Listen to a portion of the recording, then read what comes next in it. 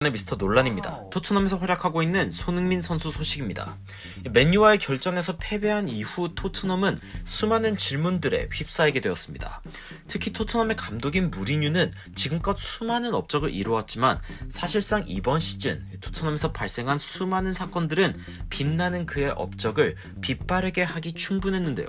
한 외신 기사는 무리뉴의 업적 중 손흥민을 울상짓게 한 것이 가장 충격적인 업적이라면서 무리뉴와 토트넘에 대한 심층적인 분석을 했습니다.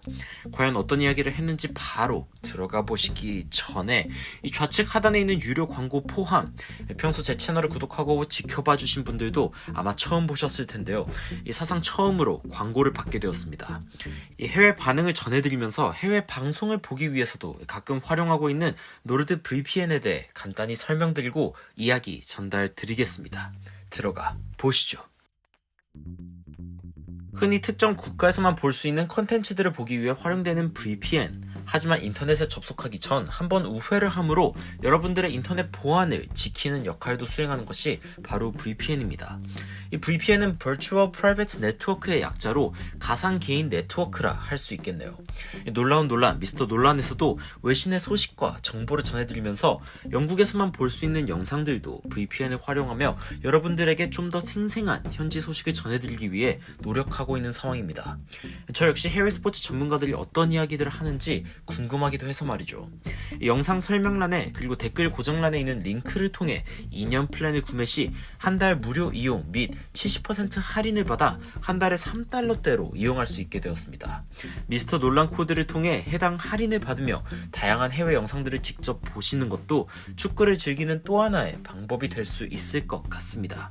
자세한 것은 하단 고정 댓글 참고해 주시기를 바라면서 여기까지 노릇 VPN에 대한 설명이었으며 바로 외신 소식으로 들어가 보도록 하겠습니다. 축구 전문 잡지 포포투에서는 손흥민 선수의 표정이 토트넘의 현 상황을 대변해주는 것이나 다름없다며 무리뉴의 문제를 보여준다는 보도를 했습니다. 본 기사는 다음과 같이 무리뉴의 역대 업적을 이야기하면서 시작하는데요.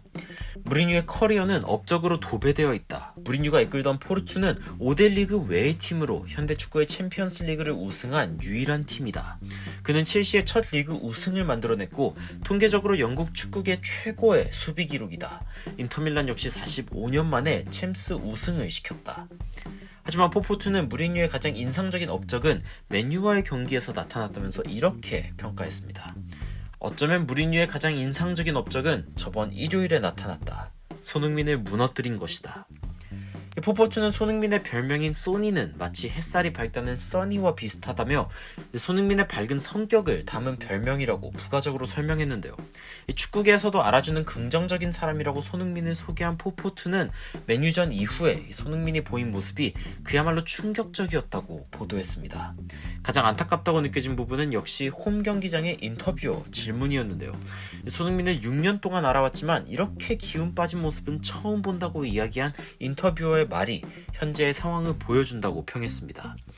포포투는 손흥민의 표정에 담긴 의미를 다음과 같이 설명했습니다. 손흥민의 리액션은 단지 맨유와의 90분 경기가 문제가 아니라 전 시즌이 문제였음을 보여주는 장면이었다.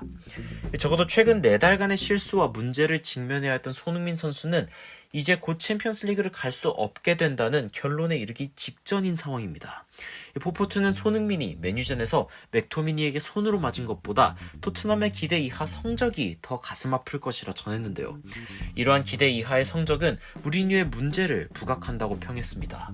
과거 포체티노 감독은 긍정적인 사고방식으로 팀에게 힘을 불어넣는 감독이었다면 무리뉴는 편을 나누고 경쟁시키는 부정적인 방법을 활용하면서 그 밝기로 소문난 손흥민 선수마저 무너뜨리고 만 것이란 평가인데요.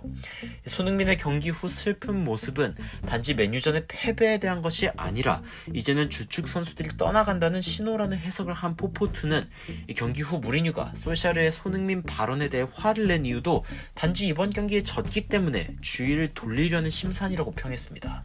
과거 라멜란을 2주 동안 굶겨버리겠다고 했던 솔샤르 감독엔 반응이 없었기 때문이죠. 손흥민 선수가 단지 토트넘과 무리뉴 외에도 더 많은 질문들을 축구계에 던졌는데요. 인디펜던트지에서는 손흥민 선수의 VAR 사건이 축구계의 문제를 보여준다면서 이와 관련된 심층 기사를 보도하기도 했습니다. 이 소식까지 바로 들어가 보시죠. 이 영국의 인디펜던트지에서는 손흥민의 VAR로 인해 무산된 골을 조명하며 이 축구계의 VAR이 답보다는 질문을 더 많이 만들어내고 있다 평했습니다.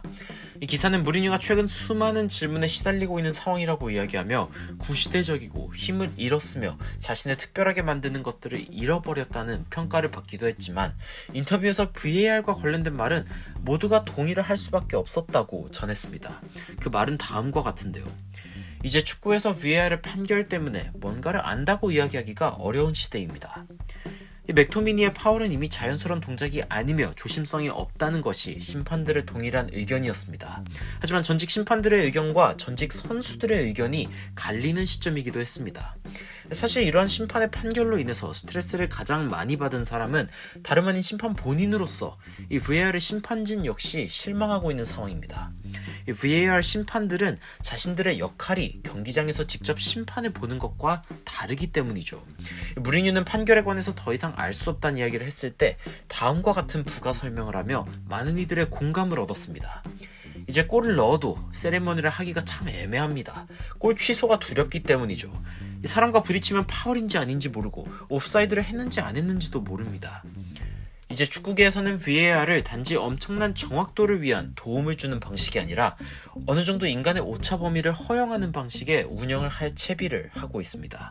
이 기사는 어쩌면 VAR의 칼 같은 결정, 하지만 일관적이지 않은 결정이 축구 팬들의 감정을 쉽게 만든다며 오히려 오차 범위가 크지 않을 경우에는 주심의 기존 판단을 유지하는 방식을 도입하려고 하는 상황입니다. 손흥민의 VAR 사건이 쏘아올린 또 하나의 공이 어떤 변화를 만들어낼지 주목되는 이유입니다.